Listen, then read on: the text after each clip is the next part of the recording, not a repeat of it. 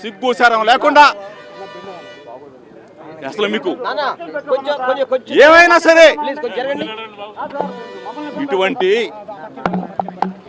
దుర్మార్గమైన ప్రభుత్వానికి సంవత్సరాల కాలంలోనే కాలం చెల్లింది.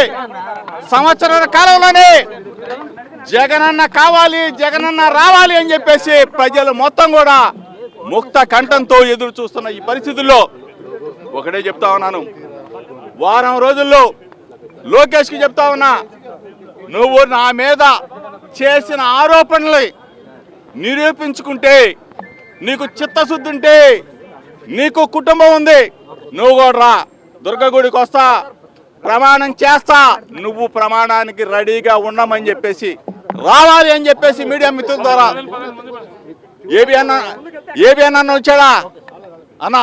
ఏబి అన్న రాలేదా? ఈటీవీ అన్న వచ్చాడా అన్నా? కొంచెం చెప్పండి, లోకేష్ చెప్పండి. వాళ్ళ కొంచెం అతను పుట్టినరోజు కాబట్టి కొంచెం తక్కువగా మాట్లాడతాం, ఎందుకంటే తిట్టడం బాగోదు కాబట్టి. అతను నాకు చేసిన దుర్మార్గానికి, తప్పుడు కేసుకి, దిక్కుమాలిన నకిలీ మద్యం కేసులు తీసుకొచ్చి మా మీద అంట కడతారా? దుర్మార్గులు కదా మీరు. ఈ రోజు అతనికి చెప్పండి, వారం రోజుల్లో అతన్ని దుర్గగుడి దగ్గరికి రమ్మనండి, నా ఛాలెంజ్ స్వీకరించమనండి. తాబేదారులు తొత్తులతో మాట్లాడించొద్దు. లోకేష్, చంద్రబాబు నాయుడు నా మీద కేసు పెట్టారు, వాళ్ళని అడుగుతా ఉన్నా, తాబేదారులు తొత్తులు ఎవడో మాట్లాడొద్దు. మళ్ళీ వారం తర్వాత మళ్ళీ మీడియా ముందుకు వస్తా, మీతో మాట్లాడతా.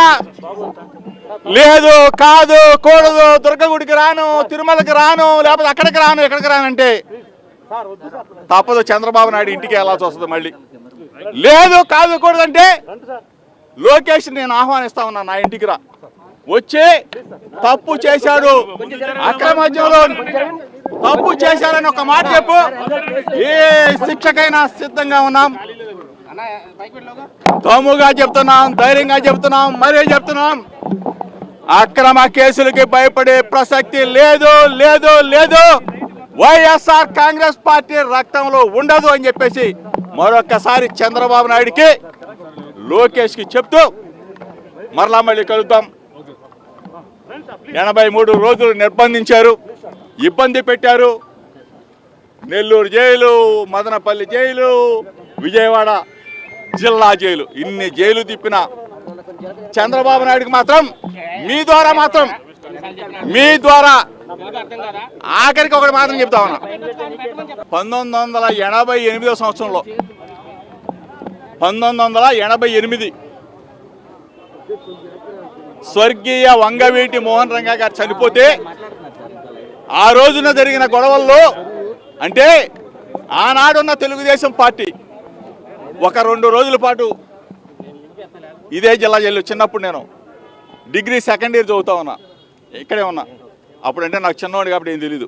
ఈరోజు చంద్రబాబు నాయుడు నెల్లూరు తిప్పాడు, మదనపల్లి తిప్పాడు, విజయవాడ తిప్పాడు. చాలా సంతోషం, ఎందుకంటే అతని వల్ల నాకు గుండె ధైర్యం పెరిగింది. ఎందుకంటే ఎన్ని ఇబ్బందులు పెట్టినా, ఎన్ని కష్టాలు పెట్టినా ఇప్పుడే సబ్స్క్రైబ్ చేయండి, లైక్ చేయండి, షేర్ చేయండి. VTV ప్రైమ్, నీ ఉత్తమాభిరుచుల సమ్మేళనం.